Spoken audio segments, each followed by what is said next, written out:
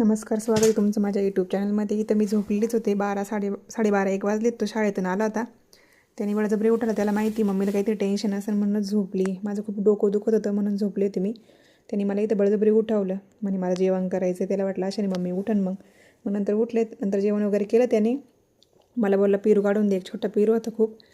आणि तो म्हणे मला छोटा नाही लागत, मला मोठाच देस बघून. मग बघत होते, निघाला एक छोटा आणि एक मोठा निघाला. बाकीचे बघत होते मी, पण काही नाही सापडली मला. म्हणजे कच्चे अजून भरपूर आहे पेरू, पण कच्चे आहेत.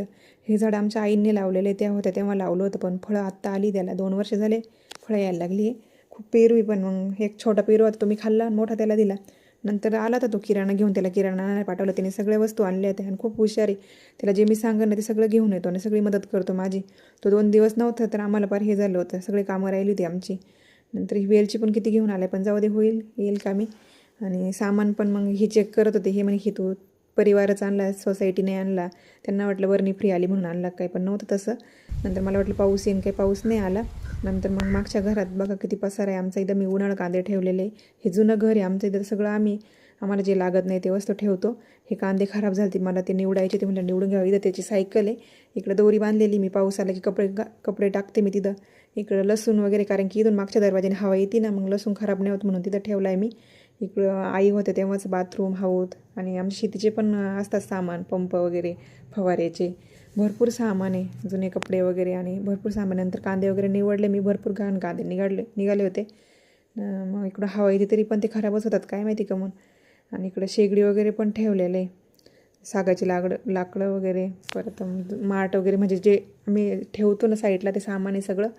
आणि हे दळण पण हर्षूनीच आणलं. 2 दिवसापासून गिरणीत पडलं होतं. तो असला की माझे सगळे कामं होतात पटापट. ऐकतो सगळे कामं तो. म्हटलं आता हे पण भरून घ्यावा पटपट, कारण की मग झाडू मारायचा होता मला. मग सगळं खराब होतं. म्हटलं पहिलं आवरून घ्यावा हे पण. नंतर मग झाडू वगैरे मारून घेतला मी. आणि त्याने जो किराणा आणला होता ना, म्हटलं तो पण व्यवस्थित लावून द्यावा. म्हटलं बघावा काय काय आणलं, व्यवस्थित आणलं नाही. सगळं आणलं होतं त्याने व्यवस्थित. ते पण जिथल्या तिथं ठेवलं. म्हटलं ते ठेवून द्यावं व्यवस्थित म्हटलं. नंतर दीक्षा आली होती मितांशला घेऊन. ती येत असती, कारण की तो खेळतो आमच्या. नंतर ती चालली होती मग बाय वगैरे. मितांश करत होता बाय. मग ते गेल्यानंतर लागली स्वयंपाकाच्या तयारीला. मला इथं फ्लावर करायची ती काळी, पण या फ्लावरमध्ये पण आळ्या वगैरे असतात. म्हटलं व्यवस्थित बघून घ्यावा. नव्हती त्याच्यामध्ये आळ्या काय. मग ते व्यवस्थित कट वगैरे करून म्हटलं आता गरम पाण्यामध्येच थोडीशी वाफळून घ्यावा म्हटलं. मग नंतर करू म्हटलं. मग त्याची तयारी चालली होती माझी भाजीची इथं. पण आता पोरांना ऑनलाईन क्लास राहतात, त्याच्यामुळे माझा मोबाईल लागतो त्यांना. त्याच्यामुळे मी बाकीचं काही शूट घेत नाही. सकाळी पण आणि संध्याकाळी पण लागतो त्यांना. तुम्हाला जर माझे व्हिडिओ आवडत असेल तर लाईक, शेअर, कमेंट्स आणि सबस्क्राईब करा. बाय.